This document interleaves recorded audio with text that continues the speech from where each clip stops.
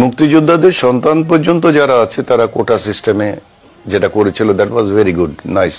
কিন্তু একটা দেশের আজকে 53 বছর বয়স হয়ে গেছে, স্বাধীন হয়েছি, তো সেই সময় যদি একটা ছেলের বয়স থাকে 12 বছর বা 14 বছর, ধরে নিলাম 12 বছরে সে একটা রাইফেল তুলতে পারে, বিতর্কেও যেতে চাই না।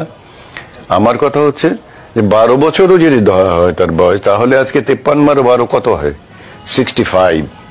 65 বছরের বয়সের লোকটা তো স্কুল কলেজে ভর্তি হওয়ার জন্য বা সরকারি চাকরি করার জন্য 65 বছর ভর্তিতে সে যাবে না।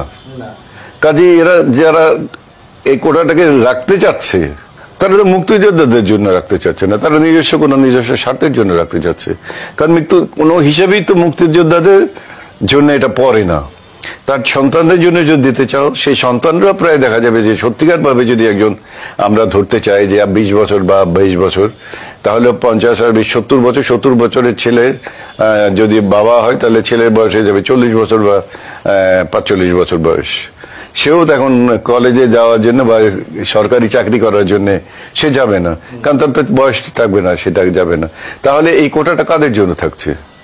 সো এই কোটা ফর ফ্রিডম ফাইটার্স, এবং যেটা ফ্রিডম ফাইটারদের সম্মান করার জন্য এবং তাদের ছেলেদেরকে, সে ছেলে মেয়ে সবাইকে দেওয়ার জন্য কোটাটা দেওয়া হয়েছে। সে কোটাটা তো এখন থাকার কোনো জাস্টিফিকেশন নেই। যারা রাখতে চাচ্ছে তারা কেন রাখতে চাচ্ছে, দ্যাট আই ডোন্ট আন্ডারস্ট্যান্ড।